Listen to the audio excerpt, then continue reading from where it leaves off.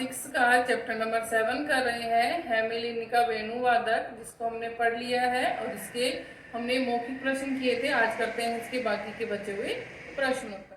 तो अति लघु उत्तरीय प्रश्न उत्तर है, ये कहानी किस देश की किस नगर की है? तो ये कहानी जर्मन देश के हेमिलिन नगर की है।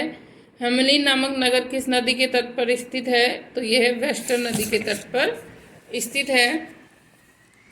हेमिलिन नगर में किसका आतंक छाया हुआ था? तो हेमिलिनी नगर में चूहों का आतंक छाया हुआ था। चूहों से आतंकित लोग किसके पास गए थे? तो चूहों से आतंकित लोग हैं वो नगर पालिका अध्यक्ष के पास गए थे। अब है आपके लघु उत्तरीय प्रश्न उत्तर। यह कहानी लगभग कितनी पुरानी है? तो हमने पाठ में पढ़ा था, यह कहानी लगभग 600 वर्ष पुरानी है। कितनी पुरानी है? 600 वर्ष पुरानी। इस कहानी का घटनाक्रम किस नगर में हुआ? इस कहानी का जो घटनाक्रम है वो किस नगर में हुआ था? तो इस कहानी का घटनाक्रम है वो हेमिलिनी नगर में घटित हुआ। कहाँ हुआ? हेमिलिनी में। नगर पालिका अध्यक्ष के पास गणमान्य लोग क्यों पहुंचे थे? तो नगर पालिका अध्यक्ष के पास में गणमान्य लोग चूहों से छुटकारा पाने हेतु सहायता लेने गए थे। किस लिए गए थे? कि उन्हें चूहों से छुटकारा चाहिए था, इसलिए उनसे सहायता लेने गए थे।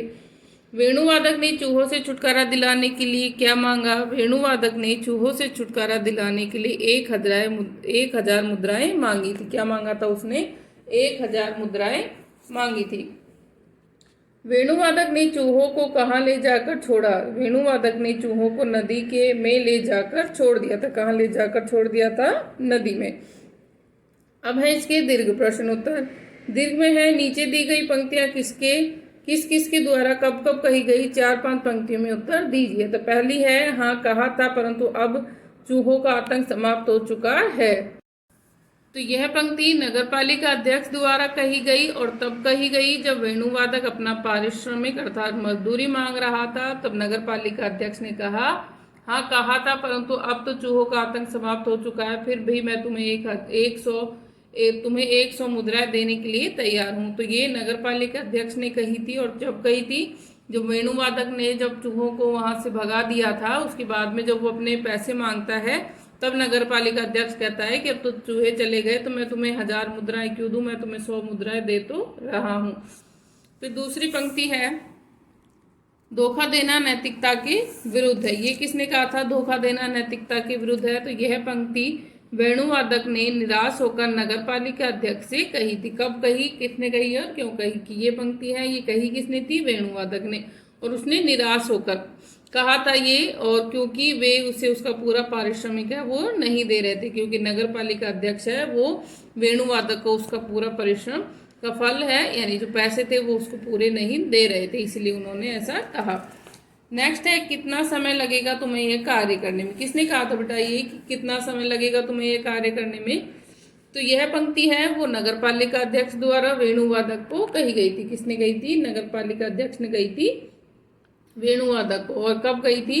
जब सभी लोग चूहों के आतंक से परेशान थे, तब वेणुवादक कमरे में आता है और चूहों से छुटकारा दिलाने की बात कहता है। तब कही थी जब सभी लोग चूहों से परेशान थे, और तब जब वो कहता है कि चूहों से छुटकारा की बात करता है, कि जो वेणुवादक है वो कहता है कि मैं आपको इन चूहों से छुटकारा दिला दूंगा, तब नगर पालिका अध्यक्ष ये बात कहते हैं कि तुम्हें ये काम करने में कितना समय लगेगा। ठीक है बेटा, तो ये हो गए आपके दीर्घ तीनों प्रश्न उत्तर और ये थे आपके लघु उत्तरीय तीनों प्रश्न उत्तर। अब आगे है आपके, यहाँ तक तो बेटा हम कर चुके हैं। फिर है आगे शब्द भंडार, ये हमने पहले नहीं किया था। तो शब्द भंडार में है निम्नलिखित प्रत्येक शब्द का 2-2 पर्यायवाची लिखिए। यहाँ पे कुछ शब्द दे रखे हैं, जैसे घर दे रखा है, घर के पर्यायवाची गृह और आल्य दे रखा है। ऐसे ही यहाँ पर बाकियों के हमें पर्यायवाची बताने हैं। तो आतंक का मतलब हो गया दहशत और उपद्रव। तो 2 पर्यायवाची हो गए इसके, दहशत उपद्रव। शीघ्र यानी जल्दी, तेज तीव्र, जल्दी और तेज या फिर तीव्र। भयानक हो गया भयंकर भीषण, भयंकर और भीषण इसके पर्यायवाची हो गए भयानक के। नगर का शहर प्रांत। अद्भुत हो गया अनुपम अनूठा। तो ये इसके पर्यायवाची हैं बेटा। ये काम आपको बुक में ही करना है, तो बुक में नोट कर लीजिएगा। आगे है विलोम शब्द लिखने हैं। विलोम शब्द जैसे संतोष का असंतोष हो गया, ऐसे ही पश्चात का पूर्व, पश्चात यानी बाद में, तो पूर्व यानी पहले, या अग्र यानी भी पहले होता है, तो पश्चात का पूर्व भी लिख सकते हो, अग्र भी लिख सकते हो। पुराना, नया, दुबला पतला, दुबला पतला का विलोम शब्द क्या हो गया? मोटा। नैतिक, अनैतिक, रुचिकर, अरुचिकर, प्रवेश, प्रस्थान। प्रवेश यानी किसी में प्रवेश करना, किसी चीज के अंदर आना, प्रस्थान यानी जाना। समीपस्थ यानी पास में, और दूरस्थ यानी दूर में। एक का विलोम हो गया अनेक। आगे है निम्नलिखित शब्दों से संज्ञा बनाइए। तो यहाँ पर बेटा संज्ञा बनानी है। संज्ञा बनाने से मतलब है कि यहाँ पर हम भाववाचक संज्ञाएं बना रहे हैं इसमें, कि ये शब्द जो दे रखे हैं इनकी हमें संज्ञा बनानी है। तो हम जो भी संज्ञा बनेगी वो इसकी बना सकते हैं। जैसे स्थित का बन गई स्थिति, निपटना का निपट, भिन्न भिन्नता, रोचक रोचकता, शीघ्र शीघ्रता, व्यक्ति व्यक्तित्व, सहायक सहायता, समाप्त समाप्ति, छोटा छुटपन। तो ये इसकी संज्ञाएं हैं। फिर है निम्नलिखित शब्दों से विशेषण बनाने हैं। जैसे विष से बना विषैला, वैसे ही आरंभ से बन गया आरंभिक, बाहर से बाहरी, समय से सामयिक, नीति नैतिक, नगर नागरिक, परिश्रम परिश्रमी, पर्वत पर्वतीय, भीतर भीतरी। तो ये हो गए इनके विशेषण शब्द, जो शब्द दे रखे थे उनके विशेषण शब्द। आगे है प्रश्न, क्या वेणुवादक द्वारा लिया गया भयानक बदला उचित था? 3-4 वाक्यों में अपने विचार स्पष्ट कीजिए। तो बेटा ये आप अपने विचार लिखेंगे, आपको क्या लगता है, आपको सही लगता है, गलत लगता है। अगर सही लगता है तो क्यों, और गलत लग रहा है तो क्यों। तो आपको ये 3-4 लाइनों में आपको इसका उत्तर लिखना है। ठीक है बेटा। नेक्स्ट है भाषा कौशल में कि हिंदी भाषा में शब्द रचना के प्रक्रम में स्वर संधि स्वर वृद्धि का नियम बार बार होता प्रयोग में लाना पड़ता है। अतः इस स्वर वृद्धि के नियमों को समझ लेना परमावश्यक है, यानी जरूरी है। ये 3 नियम है कि ए और आ की वृद्धि आ तक होती है, ए और आ का आ हो जाना। ई ऐ अय की वृद्धि अय के रूप में होना, उ ओ औ की वृद्धि औ के रूप में होना। जैसे धर्म प्लस धर्म में जब हम एक प्रत्यय लगाते हैं ना तो बेटा उसका धार्मिक हो जाता है। यहाँ नियम क्या है कि जो ए है उसका क्या हो गया, आ हो गया। वैसे ही विज्ञान का हो गया वैज्ञानिक, तो ई था उसका क्या बना के दिया हमने, अय। पुराण ऊ था पौराणिक, अ हो गया। तो ऐसे ही कह रहे हैं कि हमें इसी तरह के जो नियमों के आधार पर 2-2 शब्द लिखने हैं। तो जैसे अर्थ प्लस एक आर्थिक, समाज प्लस एक सामाजिक, दोनों में हो गया। ऐतिहासिक और व्यक्तित्व, व्यक्ति प्लस एक व्यक्तित्व, और यहाँ पर हो गया आपका ऐतिहासिक, भूगोलिक और लौकिक। नेक्स्ट प्रश्न है आपका संज्ञा की परिभाषा, उसके भेदों की परिभाषा देकर 4-4 उदाहरण लिखिए। तो हमने, क्योंकि ये क्वेश्चन है ये हमने ग्रामर में कर लिए हैं, तो ये आपको करने की जरूरत नहीं है। अगर आप चाहें तो यहाँ पर आप संज्ञा की परिभाषा लिख सकते हो। नेक्स्ट है निम्नलिखित शब्दों के बहुवचन रूप लिखने हैं कि बहुवचन कैसे लिखने हैं। जिस प्रकार से यहाँ दे रखा है ना, बिल्ली बिल्लियों, इसी तरह से। तो अधिकारी अधिकारियों, मुद्रा मुद्राओं, या मुद्राएं मुद्रा मुद्राएं, व्यक्ति व्यक्तियों, विदूषक विदूषकों, वेणुवादक वेणुवादकों। अब है नेक्स्ट आपका कि पाठ में से वैसे 6 शब्द छांटिए जिनमें योजक चिन्ह का प्रयोग हुआ हो। तो मैं आपको योजक चिन्ह बता देती हूँ। योजक चिन्ह क्या होता है, ये वाला जो हम बीच में लगाते हैं, जैसे खा पी कर के बीच में लगाया हुआ है ना, ये है हमारा योजक चिन्ह। तो आपको अपनी जो हमने ये पाठ पढ़ा इसके अंदर से आपको 6 ऐसे शब्द ढूंढकर इसके अंदर लिखने हैं जिनमें योजक चिन्ह लगा हुआ। तो एक शब्द मैंने आपको बता दिया है, बाकी आप ढूंढकर खुद लिखेंगे। तो ये आपको सभी काम बुक में करना है। Thank you. Good morning student, welcome to online classes. This is Sarosh from MLP International School, Rajpura. Student, nowadays we are doing our revision part, so preparation for the essay 1. So now today we will just in the same regard, we will just proceed. So let us start. Good morning student, welcome to online classes. So this is Sarosh. Now today student we are going to start off 3rd chapter for class 6, The Wise Man of Moor.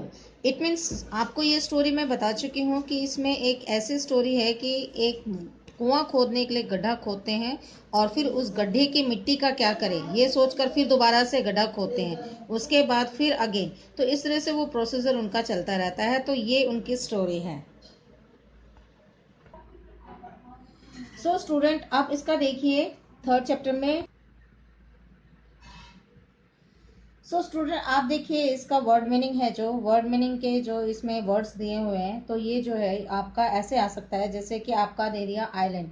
Island का आपका 3 options मिलेंगे, you have to just right tick on the right option. तो इसको आप देख लीजिएगा इसका, और बाकी जो है इसके शॉर्ट जो है मैं आपको नेक्स्ट वीडियो में बताऊंगी। अब इसका देखिए first answer the following question in the word word sentence. एक वर्ड या फिर एक सेंटेंस में आपको इसका आंसर देना। What was the name of the island, island का क्या नाम था, मोल्स। अब यह देखिए there was, where was it situated, in the middle of the ocean. कहाँ था ये Mole situated, in the middle of the an ocean. तो ये इसका वन सेंटेंस में आ गया। वेयर वाज इट, इसमें नाउ थर्ड देखिए, why did they decided to dig a big hole. उन्होंने एक बहुत बड़ा गड्ढा खोदने के लिए क्या डिसाइड किया, for a wall in the village, यानी कि अपने विलेज में एक वेल बनाने के लिए, कुआं खोदने के लिए उन्होंने बड़ा गड्ढा बनाना शुरू किया। तो उसी तरह से एमसीक्यूज देखिए, the residents of the islands of Moles were foolish, intelligent and hard working. तो यहाँ पे इसका आंसर आएगा correct word, hard working is the correct option. अब ये जो है आपके जो तो ऑप्शंस जो दिए हुए हैं वो आपको अकॉर्डिंग टू द चैप्टर ही करने हैं। नंबर 2 देखिए, we need a dash in the village, school, well and hospital. तो यहाँ पे करेक्ट ऑप्शन आपका वेल आएगा। नाउ 3 ऑप्शन देखिए, third one, the name of the man who came out with the idea of digging a well was Fred, यानी कि olive है, Sigmund है और फ्रिट्ज है। तो इसमें जो है जिसने ये सजेशन दिया कि हमें गांव में कुआं खोदना चाहिए, तो दैट पर्सन वॉज फ्रिज। तो इसका ऑप्शन फ्रिज जो है करेक्ट ऑप्शन है। नंबर 4 देखिए, Olive suddenly stopped, dash and held up his hand, digging, working, moving. So according to the chapter, digging is the correct option. अब number 5 देखिए, they looked at dash in dismay. तो उन्होंने जो है असमझता से किसकी तरफ देखा, तो जैकब है, एरिक है और सिगमंड है। तो according to the chapter they looked at Sigmund. तो Sigmund is the correct option of this sentence. Now 6 देखिए, they dropped their chins and dashed their heads and looked at once each other face. उन्होंने जो है चिन और को आप मतलब drop किया, तो उसके बाद क्या आएगा, टर्न आएगा या स्ट्रेस्ड आएगा या बेंट आएगा। तो यहाँ पे इसका बी, स्ट्रेस्ड देयर हेड्स। तो ये जो है इसका करेक्ट ऑप्शन है। नंबर 7 देखिए, perhaps they are still dash out there in the island of Moles, यानी कि शायद डिगिंग, सिटिंग एंड थिंकिंग। तो इसका करेक्ट ऑप्शन क्या आएगा, डिगिंग, यानी कि आज तक वो शायद आज तक डिगिंग कर रहे होंगे उस आइलैंड्स में, यानी कि एक गड्ढा खोदा तो उसको फिल करने के लिए दूसरा खोदा, and to fill the second one they started the third hole for digging. तो इस तरह से वो कंटिन्यूसली परहैप्स शायद, तो ये इसका digging is the correct option. So now the question answer of this chapter. So student, you have already written the question answer and it is with you. So instead of just telling you the things, you just go through in your from your copy. और इसका revision भी मैंने करवाया हुआ है, आप इसको देख लीजिएगा। अब ट्रू फॉल्स में देखिए, the residents of the island of moles were lazy. तो ये फॉल्स है, लेजी नहीं थे, देवर हार्ड वर्किंग। अब सेकंड देखिए, digging a well is a very difficult job, यानी कि वेल को खोदना बहुत ही ज्यादा डिफिकल्ट जॉब था। तो ये भी फॉल्स स्टेटमेंट्स है for them, because being an hard working the digging of the well is not so difficult job for them. अब नंबर 3 देखिए, they got tired soon and stop their work. वो बहुत जल्दी थक गए और उन्होंने अपना काम बंद कर दिया। तो ये स्टेटमेंट्स भी फॉल्स है। नंबर 4 देखिए, they did not stop to listen and anybody to continue digging. और उन्होंने जो है किसी की भी बात नहीं सुनी और कंटिन्यूसली जो है खोदते गए गड्ढे को। तो ये स्टेटमेंट्स भी फॉल्स है।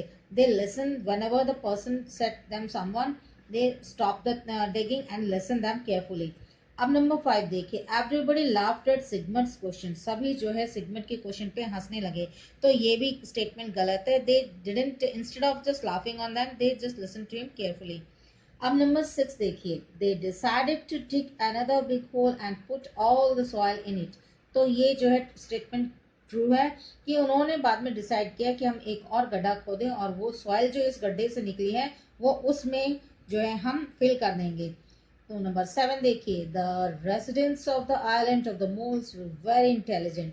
तो जो है वहाँ के रहने वाले लोग मोल्स के बहुत ज़्यादा इंटेलिजेंट थे। तो ये स्टेटमेंट्स गलत है। उनको चाहिए था कि उन्होंने भी, ये फुलिशनेस ही शो करती है कि एक गड्ढे की मिट्टी को भरने के लिए दूसरा गड्ढा खोदा जाए। अगर अब तुम दूसरा गड्ढा खोद रहे हो तो उसकी मिट्टी कहाँ डालोगे? सो कंटिन्यूसली फिर वो तीसरा गड्ढा खोद रहे हैं। तो दैट डजंट मीन्स कि उनका कोई सेंस नहीं बनता कि वो intelligent. It show that they are foolish person. अब देखिए यहाँ पे वो सेड टू हिम फॉलोइंग, ये स्टेटमेंट्स है। तो according to the statements who said to whom, ये आपको जो है बताना है। Yes, I have got an idea. ये जो है फ्रेड्स ने कहा है सभी को। नंबर 2 देखिए, we need a wall in the village. ये भी फ्रेड्स ने कहा है टू ऑल पर्संस।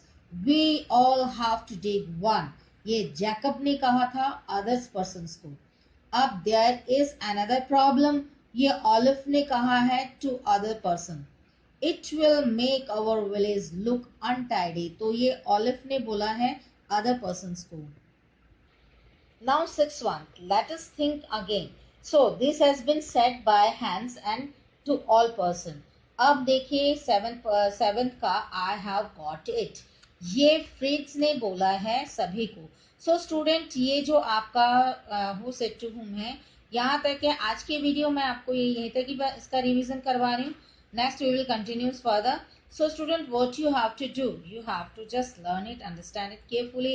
अगर आपको ये चीज़ समझ में आ जाएगी तो इसका आंसर देने में आपको कोई प्रॉब्लम नहीं होगी। The main thing is that. So now student, as usual what you have to do, like the video, share it and subscribe the channel, and don't forget to click on the bell icon. Thank you, take care and bye. This is for class 6 students. In previous video we started with the revision work and we are starting with the pronoun chapter now, and we discussed about the kinds of pronoun and which we were discussed. They are personal pronoun, possessive pronoun, demonstrative and interrogative pronouns. Now today I will start with the next kind of pronoun, and that is reflexive pronoun. Next kind is reflexive pronoun. In reflexive pronouns we are discussing the action which take place of the subject reflects. It means reflexive pronouns are those pronouns, you can say those pronouns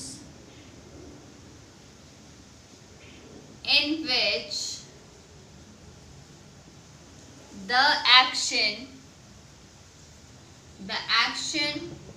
of the subject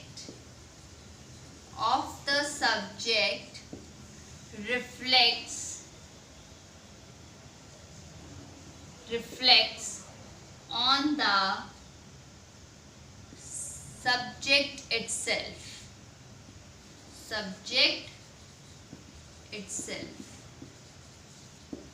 For example, she introduced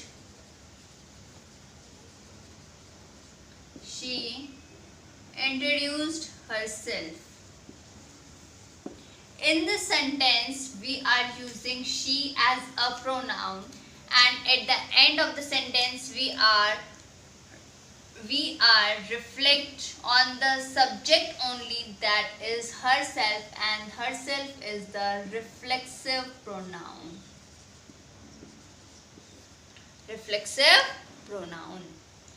It means जब हम subject में pronoun use कर रहे हैं और उस subject के according हम सेंटेंस को एंड करते हैं, उसे हम कहते हैं reflexive pronouns. For example, herself, himself, itself, ourself, themselves, etc. They are the reflexive pronouns if these pronouns are used at the end of the sentence according to the subject. When we are talking about these pronouns and these pronouns reflects on the subject, according to this subject we are end with the sentence using these words.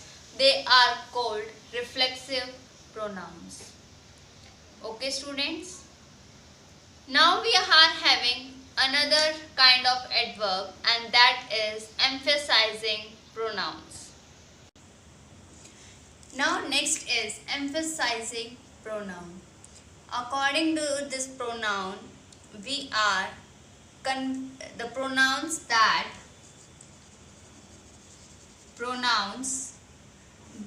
are used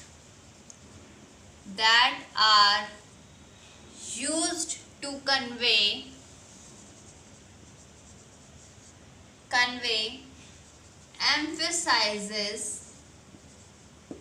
emphasizes are called emphasizing pronouns. According to this pronoun, we are using the pronouns with the subject only.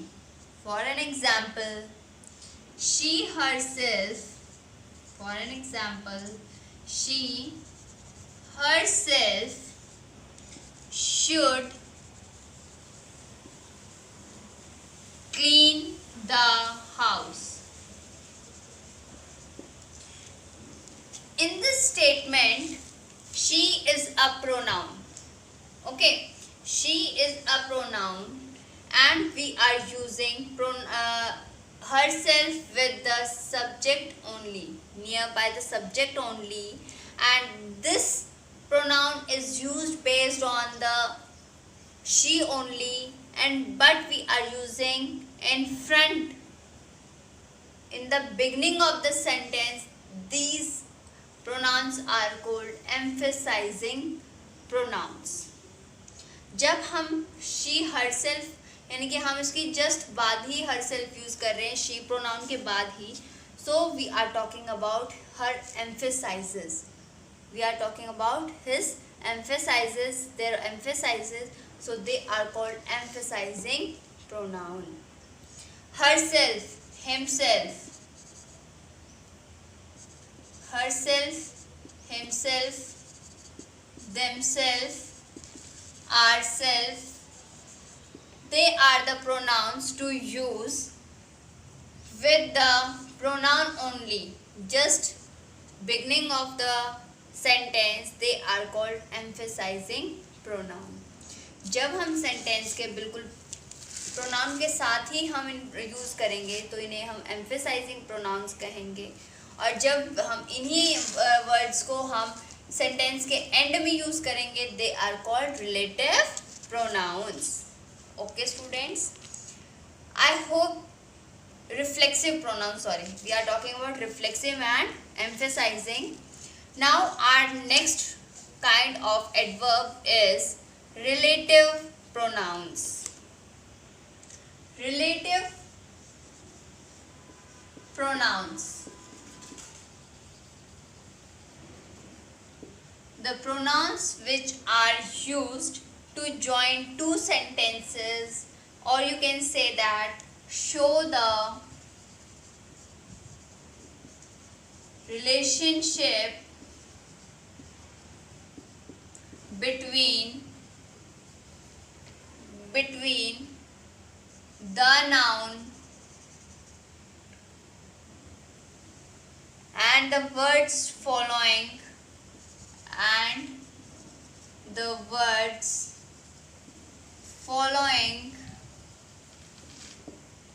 in the same sentence. They are called relative pronouns. It means when we are using the pronouns to join two sentences, For example, I saw a woman who was wearing a funny dress. In this statement, who is used to join two sentences, or you can say this sentence and this sentence. To join these two sentences we are using who. हमने इन दोनों sentence को join करने के लिए, दोनों का relationship बताने के लिए वी आर यूजिंग हु. तो जो हमने वर्ड हु यूज किया है वो है relative pronouns. Like this we are having different relative pronouns, and example is that, but, which. These are the example of relative pronouns. So students, we completed with the kinds of pronouns and book exercise is left. In the next video, I will discuss the book exercise of different kinds of pronouns which we have done today. So, thank you everyone. I hope you understand the kinds of pronoun. Good morning students, welcome to our YouTube classes. This is for class 6. In previous class we read our 6th chapter of history, the age of empires and assemblies. In this class we read about craft, town and cities, villages. Today we continue our class with the topic society, Samaj. By 600 BCE, the Varna system or the division of the society into different castes had become very rigid. कि 600 BCE तक वर्ण system और जो division of society था different caste में वो बहुत चरम पे था. The Brahmans and the Kshatriyas who emerged as the upper classes exploited the lower ones. कि जो ब्राह्मण और क्षत्रिय जो थे वो ऊपर कास्ट अपने आप को मानते थे और वो लोअर कास्ट को एक्सप्लॉइट करते थे. Compare to the Shudras and the landless peasants it was however still better for the Vaishyas और the traders who had economic influence. कि कंपेयर टू शूद्रा, कि शूद्रों के कंपैरिजन में जो वैश्यास थे वो बेटर थे, क्योंकि शूद्र तो जो थे वो लैंडलेस पीजेंट्स थे, जबकि जो शूद्र वैश्या थे वो ट्रेडर्स थे और इकोनॉमिक एक्टिविटीज़ में वो रहते थे. It was the lowest section who did not have any right and also had to serve the upper caste.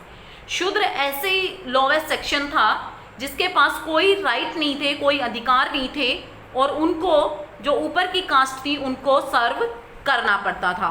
The family was the basic unit of society. जो फैमिली थी वो basic unit होती थी society की. From many Buddhist text we find that a grama और a village consisted of many families and different villages had different number of families.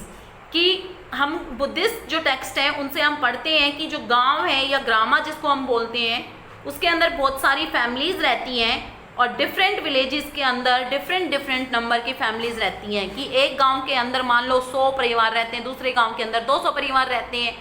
एक गांव के अंदर अलग अलग फैमिलीज़ रहती हैं और अलग अलग गाँव के अंदर अलग अलग नंबर की फैमिलीज़ रहती हैं. अब है अपना रिलीजन.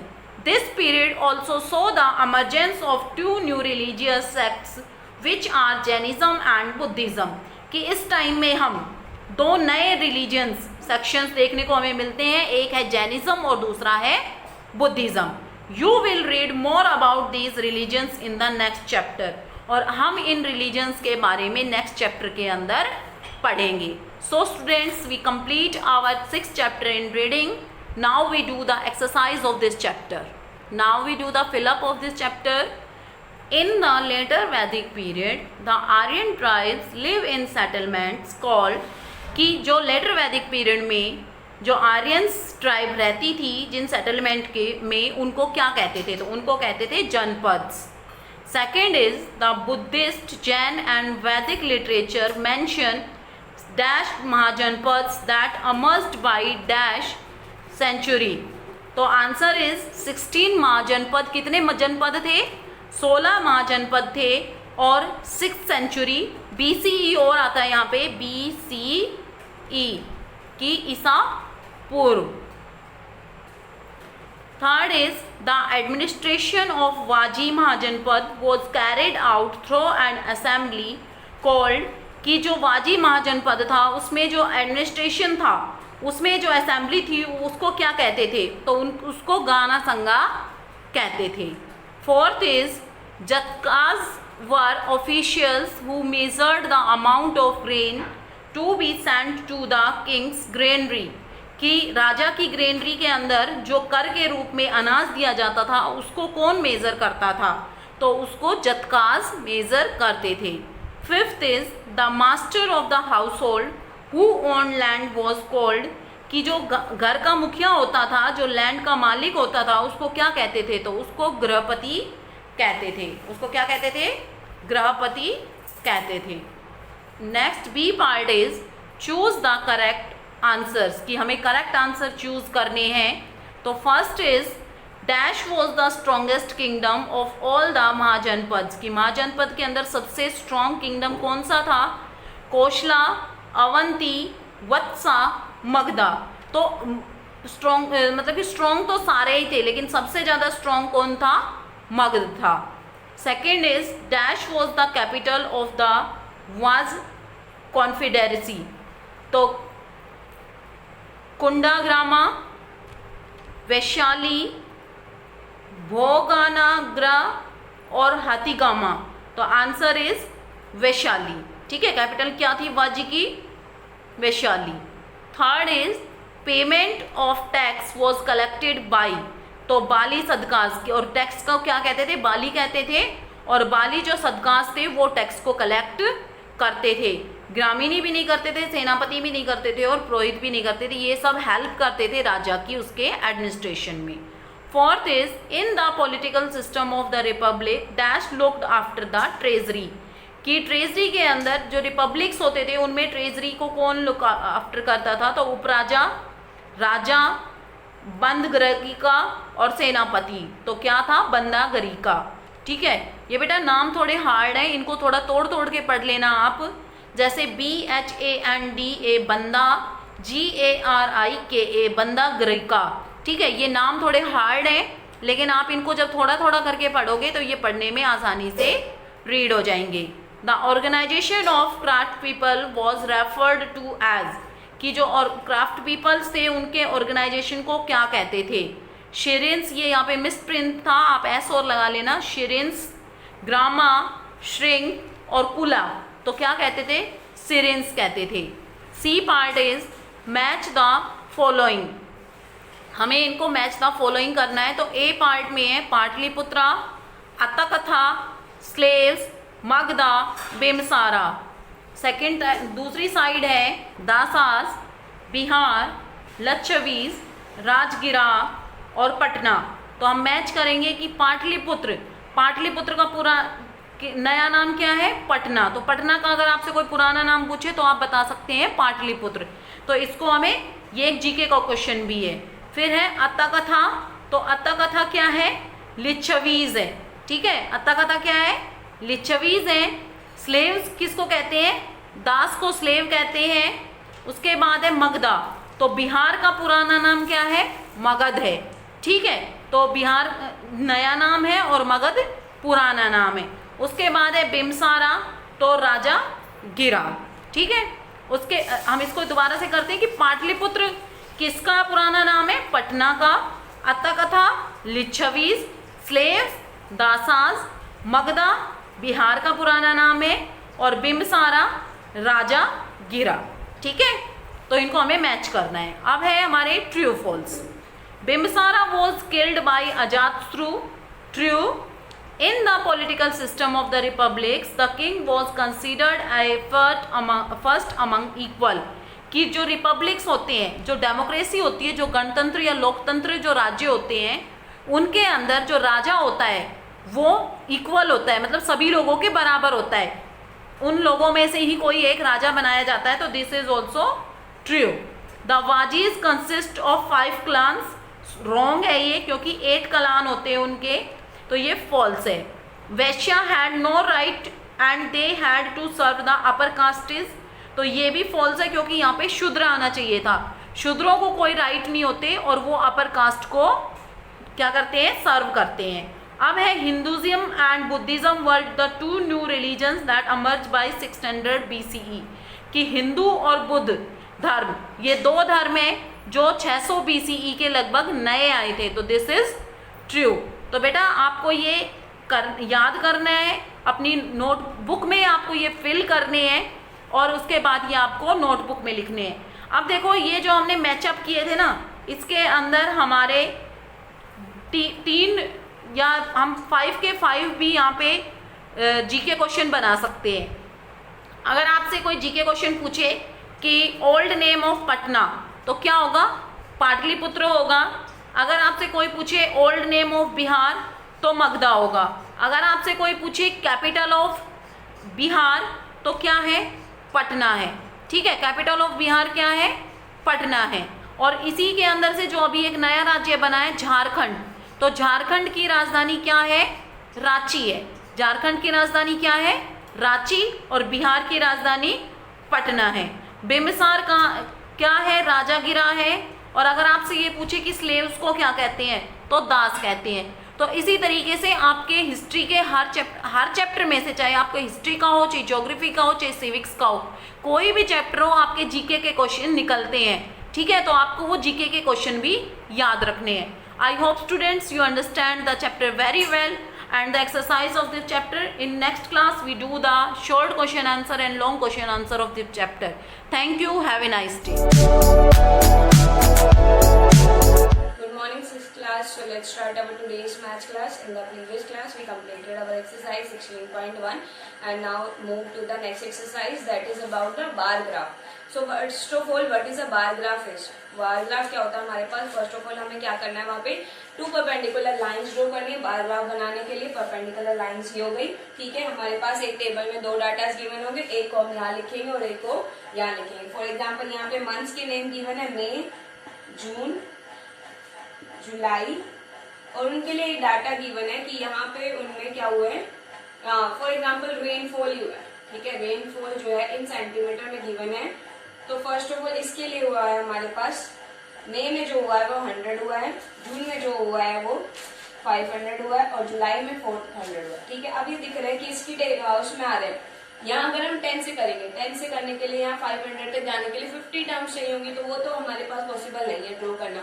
तो क्या करते हैं, हम सिंपली 100 से ही वो करना स्टार्ट कर देते हैं। 1, अब ये इक्वल डिस्टेंस होनी चाहिए, यहाँ से यहाँ तक भी इक्वल डिस्टेंस, क्योंकि ग्राफ में बनाते हैं तो वहाँ पे लाइन्स होती, डार्क लाइन्स होती है, वहां पे रिप्रेजेंट करते हैं। उनके बीच में कितने सिंबल्स होते हैं, 10 सिंबल्स होते हैं, ये याद रखना। ठीक है, ग्राफ देखा आप सब लोगों ने, वो लाइंस जो डार्क लाइंस है उनके बीच में हमेशा क्या होते हैं, 10 लाइंस वहां होती है। अब 300 हो गया, 400 और 500। ठीक है, फर्स्ट ऑफ ऑल मई के लिए कितना था, 100, तो यहाँ से 100 तक जाएगा और यही क्या कर देंगे हम, ऐसे यहाँ से ड्रॉ कर देंगे। ठीक है, जून के लिए 500 है तो 500 तक जाएंगे फर्स्ट ऑफ ऑल यहाँ तक, और यूं करके। ठीक है, ये आपको स्केल से वो करना है, हाथ से कोई नहीं करेगा। उसके बाद जुलाई में क्या है, 400, तो 400 तक जाना है हमें, और यहाँ पे क्या हो जाएगा। ठीक है, तो ऐसे करके हमारे पास क्या बनते हैं, बार ग्राफ बनते हैं। ठीक है, so let's start our exercise. So जब फर्स्ट क्वेश्चन है उसमें द गिवन बार ग्राफ, यहाँ पे ऑलरेडी बार ग्राफ गिवन है। ठीक है, हमें ड्रॉ करने की रिक्वायरमेंट नहीं है, यहाँ से क्वेश्चन के आंसर्स करने। तो the bar graph represent the circulation of newspaper. Bar graph represent क्या कर रहा है, circulation of newspapers in different language, मतलब कि न्यूज़पेपर्स है वो डिफरेंट लैंग्वेजेस के, उनका सर्कुलेशन गिवन है। ठीक है, हिंदी, इंग्लिश, पंजाबी, ऐसे करके हमारे पास ये न्यूज़पेपर की लैंग्वेजेस है। और इधर जो है जो वर्टिकल लाइन है उसमें क्या है, सर्कुलेशन कितना हुआ है उसका, मतलब कि सर्कुलेशन की 20,000 क्या है, ये 20,000 किसी न्यूज़पेपर के वो होंगे, ऐसे करके हमारे पास क्या है 1,60,000 तक, मतलब उनकी कॉपीज डिस्ट्रीब्यूट हुई होगी। ठीक है, और 1 यूनिट किसके लिए रिप्रेजेंट करते हैं हमारे पास, 20 न्यूज़पेपर्स के लिए। ठीक है, अब क्या करते हैं 1 यूनिट 20 न्यूज़पेपर के लिए, मतलब कि हमने क्या करें 20,000 के लिए करते हैं, तो यहाँ पे ये 20,000 जो लिखा है ना उसकी जगह हम 1 लिख सकते हैं, ठीक है। उसके बाद जो 40,000 है उसके लिए 2 लिख सकते हैं, और ऐसे ही करके हम बाकी उनको यूनिट्स में रिप्रेजेंट कर सकते हैं, ठीक है। यहाँ पे आप देखो क्वेश्चन क्या है, फर्स्ट का जो फर्स्ट पार्ट है उसमें पूछा क्या है, what is the total circulation. Total circulation मतलब कि हमें सर्कुलेशन वाले टेबल में देखना है, और किसका पूछा, of newspaper in Hindi, Marathi and Tamil. सबसे पहले हिंदी वाले न्यूज़पेपर की टोटल वो देखो कितनी है हमारे पास 1,60,000, लेकिन एक जो है वो कितनों को रिप्रेजेंट करता है, एक यूनिट जो है वो 20,000 को करती है, तो 1,60,000 में कितना हो जाएगा हमारे पास, 20 को इससे डिवाइड कर देंगे, कितना आ जाएगा 8 टाइम्स, ठीक है। जैसे देखो हिंदी वाले न्यूज़पेपर की जो सर्कुलेशन होगी वो कितनी हो जाएगी हमारे पास, है हमारे पास 1,60,000, ठीक है। लेकिन एक यूनिट कितनों करती है 20,000 को, तो हमारे पास ये कितना हो जाएगा, 40 से 40 कैंसिल आउट, 2 1 2 2 8, तो कितना आ गया 8 यूनिट आ जाएगा, ठीक है। यहाँ हर किसी की यूनिट निकालने का हम क्या कर देंगे, सिंपली उनको 20,000 से डिवाइड कर देंगे, समझ आया इतना, ठीक है। अब हिंदी वाले का तो हमने कर लिया, अब इसके बाद पूछा था मराठी वाले के लिए देखो, मराठी में हमारे पास यहाँ तक कितने को रिप्रेजेंट कर रहा है 40,000, तो मतलब मराठी के लिए यूनिट्स कितनी हो गई 40,000 है, उसको डिवाइड कर देंगे किससे 20,000 से, तो कितना हो जाएगा सिंपली 2 हो जाएगा, 2 2 2 2 4, तो 2 यूनिट्स आ गए यहाँ पे। और उसके बाद मराठी के बाद किसका है तमिल के लिए आप इस बार ग्राफ में देखेंगे, तमिल हमारे पास सबसे लास्ट में, और वो सिर्फ कितनों को करता है 20,000, मतलब सिर्फ 1 यूनिट को कर रहा है। टोटल पूछा था, तो टोटल कितना हो जाएगा हमारे पास 8 + 2 + 1 that will be equals to 11 units आ जाएगा यहाँ पे। और 11 यूनिट्स का अगर हमें निकालना है तो 11 मल्टीप्लाई विद 20,000 कितना हो जाएगा 22,000, ठीक है, 2,20,000 सॉरी। देखो यहाँ पे हुआ क्या है, फर्स्ट ऑफ ऑल जो सिंबल्स है मतलब कि 1 यूनिट लेंथ जो होगी वो कितनों को रिप्रेजेंट करेगी 20,000 न्यूज़पेपर को करेगी। अगर हमें सिंपली इसी फॉर्म में लिखना है 1,60,000, ये यूनिट्स में नहीं करना है, तो आप सिंपली क्या करना, हिंदी के लिए इतना, मराठी के लिए 40,000 और तमिल के लिए हमारे पास 20,000, सबका सम कर देना और यही आंसर आएगा, ठीक है। अगर इस फॉर्म में नहीं करना है तो सिंपली जो जो डाटा है उनको सिंपली ऐड कर देना, क्योंकि टोटल मतलब होता है सबका सम, 3 वैल्यूज है तो सबका सम करना, ठीक है। नेक्स्ट है in which language is the circulation least मतलब सबसे कम, जहाँ पे ग्राफ दिख रहा है। अब देखो उर्दू जो है उसमें 20,000 से जस्ट अबव है, ठीक है, क्योंकि 2 ही लैस दिख रहे हैं हमें, एक तो उर्दू और एक तमिल, ठीक है। उर्दू में क्या है 20,000 की लाइन से जस्ट अबव है, मतलब कि वो 20,000 से थोड़ा ज्यादा है, तो सबसे कम किसमें हो गया तमिल, तो सेकंड का आंसर क्या आ जाएगा तमिल, ठीक है। थर्ड देखो, थर्ड में क्या है in which language is the circulation highest मतलब मैक्सिमम। अब ग्राफ में सबसे मैक्सिमम कहाँ दिख रहा है, हिंदी वाले में सबसे ऊपर दिख रहा है, उसके अलावा तो कोई और पीक नहीं दिख रही है मैक्सिमम, तो थर्ड में क्या आंसर आ जाएगा हिंदी, ठीक है। और आप इसमें कंफ्यूज मत होना, 8 यूनिट 2 यूनिट मत लिखना, आप सिंपली क्या कर देना 1,60,000 40,000 और यहाँ 20,000 उन सबका सम करना, यही आंसर आएगा हमारे पास, ठीक है। यूनिट्स में कंफ्यूज मत होना, रहने देना इन यूनिट्स को, ठीक है। नाउ नेक्स्ट क्वेश्चन जो है हमारे पास वो है, तो यहाँ पे भी ऑलरेडी बार ग्राफ गिवन है, read the bar graph carefully and the following questions. तो यहाँ पे जो हॉरिजॉन्टल लाइन है वहां गिवन है ईयर्स, और इधर जो है वो है नंबर ऑफ स्कूटीज सोल्ड, मतलब स्कूटीज जो सोल्ड हुई है उस ईयर में वो गिवन है, ठीक है। फर्स्ट जो पार्ट है उसमें क्या है हमारे पास, फर्स्ट पार्ट में पूछा है इन्होंने in which year maximum scooties were sold. अब मैक्सिमम जो है सिर्फ ईयर पूछा है, ठीक है, इन विच ईयर, तो हमें सिर्फ ईयर वाला आंसर देना है। अब मैक्सिमम देखो यहाँ पे किसका ग्राफ सबसे मैक्सिमम दिख रहा है सारी वैल्यूज में 2016 वाले ईयर का, तो क्या हो जाएगा 2016 आंसर आ जाएगा, ठीक है। सेकंड में पूछा है अब इन्होंने how many scooties were sold इन 2013, सबसे पहले 2013 ईयर ढूंढ लिया। इसके बाद हमें क्या करना है यहाँ पे वैल्यूज देखनी, अब वो दिख रहा है ना तो 400 पे आ रहा है ना वो 500, क्योंकि हमने ऐसे मैच करा उसको, जब ऐसे मैच करते हैं तो ना तो 400 पे आ रहा है ना 500, मतलब उनके इन बिटवीन है, तो क्या हो जाएगा हम क्या कर लेते हैं 450, उनका इन बिटवीन क्या हो जाएगा 450 हो जाएगा, 400 से 500 इन बिटवीन क्या होगा 450, ठीक है। नेक्स्ट क्या है हाउ मेनी मोर स्कूटीज मतलब कंपेरिजन है, were sold in 2016 as compare to 2015। तो सबसे पहले हम क्या करते हैं 2016 के लिए स्कूटीज करते हैं और 2015 के लिए, और उसके बाद हम बताएंगे किसमें कितनी ज्यादा है, ठीक है। तो 2016 जो है उसका ग्राफ हमारे पास सीधा सीधा किसको कर रहा है, 600 स्कूटीज है वहां पे, ठीक है। और 2015 में कितनी है हमारे पास, 500,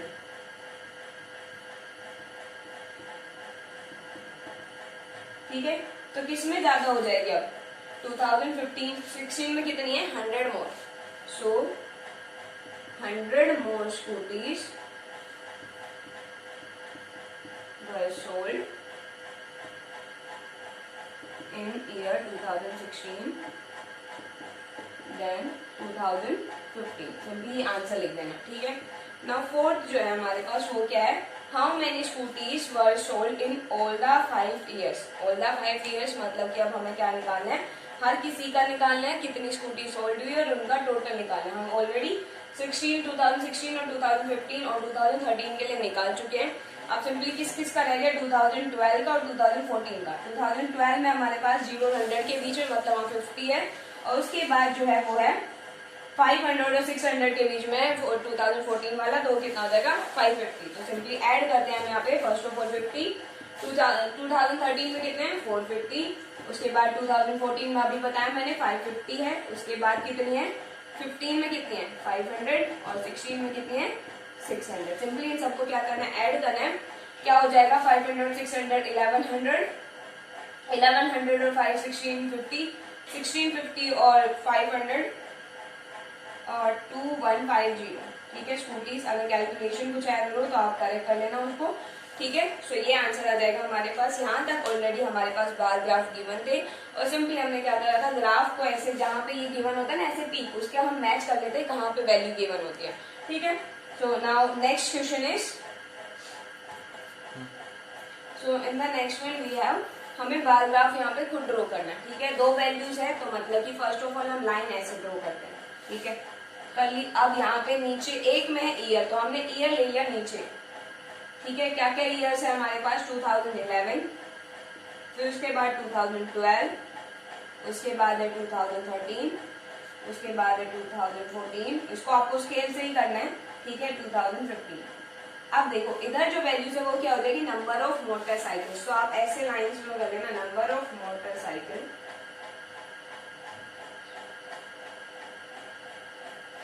ऐसे लाइन ड्रॉ कर लेना। अब देखो यहाँ पे क्या है, 12,000 15,000 ऐसे करके वैल्यूज है, ठीक है। तो हम सिंपली क्या करेंगे, यहाँ पे 10,000 का गैप लेंगे तो भी वो नहीं होगा, 5,000 का गैप ले सकते हैं हम यहाँ पे, ठीक है। लेकिन उससे भी क्या हो जाएगा, वैल्यूज कहाँ तक चली जाएंगी, 20,000 है तो मतलब 2,000 का अगर हम गैप लेंगे कहाँ तक जाएगा, 10 वैल्यू तक जाएगा, ठीक है। तो यहाँ पे 20,000 तक का ही ले 2,000 तक का ही ले लेते हैं, 2,000, फिर कितना हो जाएगा 4,000, उसके बाद कितना आएगा 6,000, उसके बाद 8,000, उसके बाद 10,000, 2,000 का गैप ले लें, ठीक है, ताकि क्या हो वैल्यूज पॉसिबल हो जाए ड्रॉ करना। फिर उसके बाद 14,000, देन 16,000, देन 18,000 और उसके बाद क्या हो जाएगा 20,000, ठीक है। होगी वैल्यूज, मैक्सिमम वैल्यू 20,000 तक थी तो हमने यहीं तक वैल्यू कर ली। अब 2011 में कितना है 12,000, तो 2011 और 12,000 हमारे पास यहाँ पे है, तो हम स्केल से लाइन यहाँ तक 12,000 तक ड्रॉ करेंगे, ठीक है। इसके बाद जो है 2012 में कितना है 15,000, 15,000 किसके बीच में आएगा 14 और 15 के बीच, सॉरी 16 के बीच में, तो इनके इन बिटवीन हम क्या कर देंगे, यहाँ से इनके इन बिटवीन एक लाइन ड्रॉ कर देंगे, और ये क्या हो गया 2012 के लिए। इसके बाद 2013 में कितना है 14,000, तो 14,000 तक सिंपली क्या करेंगे, लाइन ड्रॉ कर देंगे, ये क्या होगा इससे हल्का सा लेस, क्योंकि 14 और 15, ठीक है। इन सभी को आप इक्वल रो करना स्केल से, ठीक है।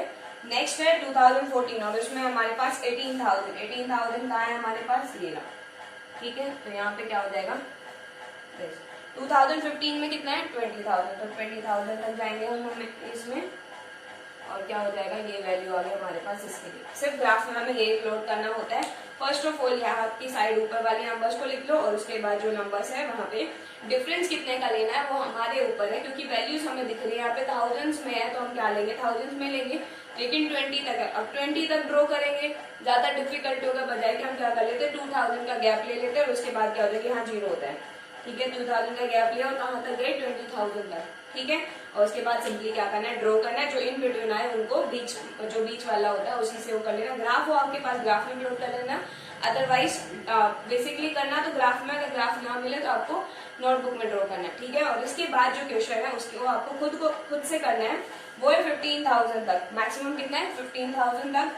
तो आप वहां पे भी 2000 का गैप ले लेना और उसके बाद 15,000 क्या करोगे 14 और 15 के बीच में आ गए, ठीक है। इसको आपको खुद ट्राई करना। और here we completed our syllabus for essay 1 up to 16 chapter we have in the essay 1 exam. So students, in tomorrow's class we start our revision from exercise from chapter 6 6 से ही करेंगे हम, ठीक है। So student, that is all for today, thank you, have a nice. Warm welcome to all students in our YouTube channel of online classes. So students, in today's video of chapter number 14, light, shadow and reflection, we already study about exercise and word bank question and definition. So students, in today's video we study short answer type question. There are total 5 short answer type question in this chapter 14. So students, let's start a revision of short answer type question. Short answer type question of this chapter number 14 are: question number first is what is light, why it is important for us, light क्या होती है और ये हमारे लिए क्यों important होती है, ये क्वेश्चन नंबर फर्स्ट है। So answer is light is a form of energy that enable us to see objects around us. तो लाइट क्या होता है, लाइट एक फॉर्म होती है एनर्जी की, ठीक है। ये तो आपका फर्स्ट का आंसर हो गया कि लाइट क्या होती है, एक फॉर्म होती है एनर्जी की। It is important for us, ये लाइट है एनर्जी की जो फॉर्म होती है हमारे लिए क्यों ज़रूरी होती है, ये इसलिए ज़रूरी होती है कि दैट इनेबल अस, जो लाइट है हमारी मदद करती है कि हम आसपास की चीज़ों को क्या कर सकते हैं, ऑब्जेक्ट्स को सी कर सकते हैं, देख सकते हैं, ठीक है। सो ईजी है, light is a form of energy. So students, in our previous video I already tell you where there is light there is an energy. जहाँ पर भी कोई लाइट होगी वहाँ क्या होगी, एक एनर्जी फॉर्म होगी ही होगी, ये एक फैक्ट है, ठीक है। लाइट एक एनर्जी की ही फॉर्म होती है, इसलिए जहाँ लाइट होगी वहाँ एनर्जी भी होगी। इसलिए ये जो लाइट है ये हमें क्या करती है, हम इनेबल्स करती है, हमारी हेल्प करती है ताकि हम आसपास की चीज़ों को देख सकते हैं। ईजी स्टूडेंट्स, एक लाइट वाला रूम है, उस लाइट वाले रूम में आप सब कुछ देख सकते हैं कि कौन सी चीज़ कहाँ रखी है, क्या रखी है। लेकिन अब उस रूम के अगर आप सारी लाइट स्विच ऑफ कर देते हैं, कोई भी सोर्स ऑफ लाइट मतलब पास नहीं हो सकता उस रूम में, तो क्या उस रूम में डार्कनेस आ जाती है, जिसकी वजह से आप कुछ भी सी नहीं कर सकते हैं। इसलिए यहाँ बोला जा रहा है कि लाइट है हमारी हेल्प करती है किसी भी चीज़ को सीन करने में। Question number second is give 2 examples of each natural and artificial sources of light. Natural and artificial sources of light के कोई 2 एग्जांपल देने हैं। तो उससे पहले आपको नेचुरल आर्टिफिशियल सोर्सेज क्या होते हैं, नेचुरल सोर्सेज जो आपको नेचर आपको प्रोवाइड करवाता है, कि जो नेचर से आपको ऑलरेडी नेचर ने आपको दिए हुए हैं वो नेचुरल रिसोर्सेज होते हैं। आर्टिफिशियल रिसोर्सेज होते हैं लाइट के, जो मैन मेड होते हैं, आर्टिफिशियली बनाए जाते हैं, मैन मेड इंसान उनको बनाते हैं, ठीक है, वो आर्टिफिशियल सोर्स होते हैं। तो नेचुरल सोर्सेज के एग्जांपल है सन, फायरफ्लाई, स्टार्स। जो नेचुरल सोर्सेज है सन, सूरज, फायरफ्लाई, जुगनू, स्टार, सितारे, ये सब नेचुरल सोर्सेज है। लेकिन आर्टिफिशियल सोर्सेज है means man made, like candle, torch, CFLS। जैसे आपकी कैंडल होती है वो मैन मेड होती है, आपकी टॉर्च मैन मेड होती है, CFL ये सभी मैन मेड होती है। तो आर्टिफिशियल सोर्स जो हम लोग मैन बनाते हैं, मैन मेड होती है, वो सब आर्टिफिशियल सोर्सेज होते हैं। Third is how are shadows produce. Shadows कैसे प्रोड्यूस होती, कैसे बनती है shadows. So answer is student, shadows are formed when light is blocked by opaque bodies. Shadow तब बनती है जब लाइट को हम किसी भी ओपेक्यू बॉडी की मदद से रोक देते हैं। ओपेक्यू बॉडीज क्या होती है, the object which can not pass light on it through them is known as opaque bodies. अब क्या कह रहे हैं, ओपेक्यू बॉडीज़ वो बॉडीज़ होती हैं जो ऑब्जेक्ट्स होती हैं जो लाइट को पास नहीं करने देती है अपने आप से, उन्हें हम ओपेक्यू बॉडीज़ कहते हैं। लाइक कार्डबोर्ड, आपका वुड, ये सब क्या है, ओपेक्यू ऑब्जेक्ट्स होती हैं। मैंने आपको पहले बताया था जो शेडो को फॉर्म होने के लिए 3 चीज़ों की रिक्वायरमेंट होती है, ठीक है। किसके लिए, किसी स्क्रीन के लिए, किसी ऑब्जेक्ट्स की और लाइट के ब्लॉकेज की, ठीक है। ये 3 ज़रूरी होगी तभी कोई परछाई बनती है। शेडो हमेशा क्या होती है स्टूडेंट्स, शेडो और always in black colour, because it only show the outline of the objects. जो शेडो होती है वो हमेशा ब्लैक कलर की होती है। जो किसी भी ऑब्जेक्ट की जो शेडो बन रही है हम सिर्फ उसकी आउटलाइन देख सकते हैं। जैसे ट्री है तो ट्री की ये जो आउटलाइन है यही बनती है बस, उसके अंदर ट्री के इसकी लीफ है वो आप नहीं सीन कर सकते हैं, पूरा ब्लैकिश दिखाई देगा आपकी उसकी शेडो। तो ये कुछ कॉमन पॉइंट्स है शेडो के। शेडो यहाँ पे क्या कैसे बनती है, ओपेक्यू बॉडी जब किसी भी लाइट को रोकते हैं तब शेडो बनती है। ठीक है। क्वेश्चन नंबर 4 इज डिफाइन रे एंड बीम। रे एंड बीम को डिफाइन करना है तो क्या होती है रे और बीम क्या होती है। सो आंसर फर्स्ट इज रे, a narrow path of light represented by a straight line with an arrowhead showing the direction of propagation of light is called a ray of light। अब रे क्या कह रही है, कोई भी नैरो पाथ, ठीक है, जिसकी जो लाइट रिप्रेजेंट एक सीधी लाइन से रिप्रेजेंट करी। अब ये देखो नैरो पाथ है, सीधी लाइन है, स्ट्रेट लाइन है। स्ट्रेट लाइन ये जो एक एरो है, यहाँ पे एरो होता है, ये क्या शो करता है, direction of propagation light. Light किससे डायरेक्ट मूव कर रही है उसका क्या दिखाता है, वो शो बताता है कि भाई ये वाला एरो है तो इसका मतलब रे है इधर आ रही है। अगर रे इधर ऐसे इधर एरो होता, एरो इस साइड होता है तो इसका मतलब रे इधर जा रही है। तो ये क्या का प्रोपगेशन ऑफ लाइट है वो उसकी डायरेक्शन दिखाता है, उसे हम रे ऑफ लाइट कहते हैं। रे क्या होती है, किरण, किरणें होती हैं क्या, जैसे आपकी कोई भी लाइट है, किसी टॉर्च से लाइट आती है एक सीधी स्ट्रेट लाइन में जाती है तो हाँ बोल रहे हैं ray. Next beam, a bundle of rays travelling together is known as beam of light. अब क्या कह रहे हैं, जो रेज का बंडल मतलब एक साथ बहुत सारी रेज, वो उन्हें हम क्या कह रहे हैं, जो एक साथ सीधे ट्रैवल कर रही है, एक साथ ट्रैवल कर रही है, आगे पीछे नहीं, एक साथ ट्रैवल कर रही है, उन्हें हम क्या बोलते हैं, बीम बोलते। ईजी है। रे में क्या होगा, जो लाइट है स्ट्रेट लाइट है वो स्ट्रेट कोर्स करेगी, उसमें एक एरो होगा जो ये शो करता है कि वो भाई किस डायरेक्शन में मूव कर रही है, रे ऑफ लाइट। बीम में क्या होगी, काफ़ी सारे रेस की जो बंच है एक तरफ ट्रैवल कर रही है, उसे हम क्या बोलते हैं, बीम ऑफ लाइट बोलते हैं। ठीक है। Question number 5 students, differentiate between regular and diffuse reflection. जो रेगुलर और डिफ्यूज रिफ्लेक्शन के बीच में क्या डिफरेंस है ये आपको बताना है। Easy, regular reflection and diffuse reflection. First regular reflection. Regular reflection और डिफ्यूज रिफ्लेक्शन का मतलब ही क्या है, रिफ्लेक्शन मतलब रेगुलर एक सीक्वेंस में है, डिफ्यूज में क्या होगा, कोई भी सीक्वेंस नहीं है। ठीक है। और रिफ्लेक्शन क्या में क्या आएगी, रेज, जो रेज क्या रिफ्लेक्ट हो रही है। ए स्मूथ सरफेस, अब स्मूथ सरफेस का मतलब है ये एक स्मूथ सरफेस, जैसे आपको कोई भी प्लेन मिरर है, मिरर का जो सरफेस है स्मूथ होता है। ठीक है। A smooth surface reflect the parallel beam of light. Parallel beam of light, अब देखिए काफ़ी सारी रेज, ये है पैरेलल, अब ये रेज एक दूसरे के पैरेलल है तो ये parallel beam of light move in one direction. अब स्मूथ सरफेस पे जो लाइट इंसिडेंट हुई है वो एक ही डायरेक्शन में मूव करती है, ऐसे। ठीक है। ये इधर से आई और इस तरफ ये ऐसे मूव कर रही है, तो ये इंसिडेंट रे है। जो लाइट दूसरी साइड बाद में इस प्लेन मिरर पे गिरने के बाद दूसरे डायरेक्शन में जा रही है उसे हम रिफ्लेक्टेड रे कह रहे हैं। ये आपकी क्या है, रिफ्लेक्टेड रे है। ठीक है। अभी रिफ्लेक्टेड रे एक ही डायरेक्शन में जा रही है तो इसको हम क्या बोलते हैं, रेगुलर रिफ्लेक्शन। ठीक है।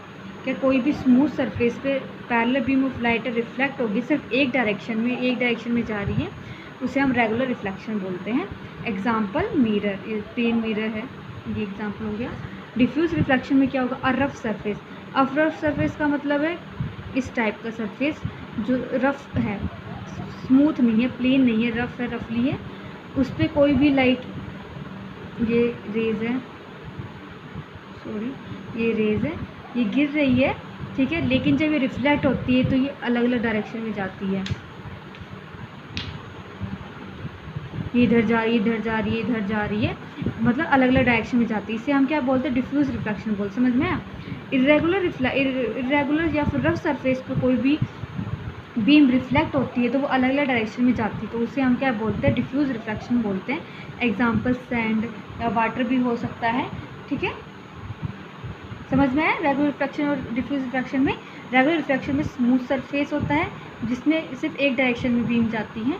डिफ्यूज रिफ्लेक्शन में रफ सरफेस होता है जिसमें जो बीम है, लाइट है, वो अलग अलग डायरेक्शन में मूव करती है, तो उसे हम डिफ्यूज रिफ्लेक्शन बोलते हैं। रेगुलर रिफ्लेक्शन का example plane mirror, diffuse reflection का एग्जांपल आपका sand. That's it for today students. Thank you for listening. Student, in today's 6th class GK, I Priyanka discuss with you chapter number 11. Our chapter name is space travel. Student यहाँ पे space की कुछ चीज़ों के बारे में बताएं और जो लोग स्पेस में ट्रैवल करते हैं उनको किस किस नाम से डिस्कस किया जाता है उनके बारे में बताया गया. और फर्स्ट वन है an astronaut is a person who goes to space from. जो अमेरिका कंट्री से जाता है उसको क्या बोलते हैं? एस्ट्रोनॉट्स. एंड जो रूस कंट्री या रशियन होता है उसको क्या बोलते हैं? कोस्मोनॉट. ठीक है, तो स्टूडेंट ये अलग अलग कंट्री से अलग अलग नेम दिए गए इनको. Next one is the first man to walk in space. सबसे पहले स्पेस पर कौन गया था? Alexei Leonov. And next one is the first American women to go to space was Sally Ride. ठीक है, तो ये इनके नेम गिवन है. Next one is Mir was the world first permanent space station. First permanent space station कौन सा है? मिर. तो स्टूडेंट ये आपको स्पेस ट्रेवल के बारे में कुछ बताया गया था इंपॉर्टेंट फैक्ट. अब now I tell you some fantastic facts. Our first one is Milky Way. Milky Way is the name of our galaxy that include the Sun, Earth and the rest of our solar system. It is called Akash Ganga. Student Milky Way हमारे एक Galaxy का name है. इसको किस नाम से पुकारा जाता है? आकाश गंगा के नाम से भी. ठीक है, तो आपसे क्वेश्चन आस्क किया जा सकता है कि इंडिया की जो गैलेक्सी है उसको किस नाम से जाना जाता है? आकाश गंगा या milky way. Next one is a space shuttle. A space shuttle is a space vehicle that take off a rocket and lands like an aeroplane. Student जो टेक ऑफ का मतलब उड़ता तो किसकी तरह है? एक रॉकेट की तरह है. एंड लैंड और स्पेस पे उतरता कैसे है? एक एरोप्लेन की तरह. ठीक है, तो इसको स्पेस शटल कहा जाता है. It is reusable. Discovery, Antarctic, Columbia and Challenger are the name of some space shuttles. Okay, तो ये कुछ स्पेस शटल है, उनके नेम गिवन है आपको यहाँ पे. Next one is a rocket is a device that is use to propel a vehicle, spacecraft. It is very helpful in space exploration. However it can also be use to move ships, aircraft and car. इन सबको मूव करने के लिए भी use होता है. It is shape like a tube. Most of its volume contain fuel. जो इसका वॉल्यूम होता है उसमें मोस्टली क्या होता है? फ्यूल भरा हुआ होता है. When the fuel is burn hot gases shoot out of the tail pushing the rocket upward. और जो पीछे पूंछ की तरह जो हिस्सा होता है उसकी वहां से जो गैसेस जो वो बाहर निकलती हैं जब ये फ्यूल बर्न होता है. The first rocket was made in China more than 800 years ago. सबसे पहले जो रॉकेट है वो चाइना में बनाया गया था. कब से? 800 साल पहले. ठीक है. And next one is the first space telescope Hubble was launch in year 1990. सबसे पहले टेलीस्कोप कहाँ पे लॉन्च किया गया था? हबल नाम था इसका. और 1990 में 1990 में ये लॉन्च किया गया था. It was name after American astronomer Edwin humble. और इसका किसके नाम पे नाम पड़ा था? एडविन हम्बल एक एस्ट्रोनॉट थे जिन्होंने स्पेस में ट्रैवल किया था. It was build under the supervision of NASA. Student NASA America की स्पेस कंपनी का नेम है. जैसे कि भारत की जो स्पेस कंपनी है उसका क्या नाम है? इसरो, ISRO. तो इसी तरह से अमेरिका की जो स्पेस कंपनी उनका नाम है नासा. इसकी फुल फॉर्म है national aeronautics and space administration of United state. इसका नाम क्या है? National aeronautics and space administration of United state. और स्टूडेंट जो इंडिया की इसरो उसकी फुल फॉर्म है इंडियन रिसर्च स्पेस ऑर्गेनाइजेशन. तो आपसे ये फुल फॉर्म आस्क की जा सकती है कि नासा और इसरो की फुल फॉर्म बताइए, तो बता सकते हैं आप. ठीक है, तो स्टूडेंट आपको स्पेस के बारे में कुछ चीज़ें बताई गई हैं, आपको ये एग्जाम के लिए लर्न करनी है. Thank you. Have a nice day. Hello student, today's session Priyanka ma'am discuss with you subject computer. Here some basic question of computer are given. You have to learn for S7 exam. Our first and basic question is define computer with its full form. So everyone know what is computer. Computer is an electronic device that enter data. सबसे पहले उसके अंदर data enter करते हैं, फिर वो उसको calculate करता है and provide result as output, और फिर उसको हमें आउटपुट के रूप में प्रोवाइड करता है. अब next one is full form of computer. Student, full form क्या होती है कंप्यूटर की? सी का मतलब होता है कॉमनली, ओ का मतलब होता है ऑपरेटेड, एम का मतलब होता है मशीन, पी का मतलब होता है पर्टिकुलरली, यू का मतलब होता है यूज टू, और टी का मतलब होता है टेक्नोलॉजी, एंड ई का मतलब होता है एजुकेशन, एंड आर का मतलब रिसर्च.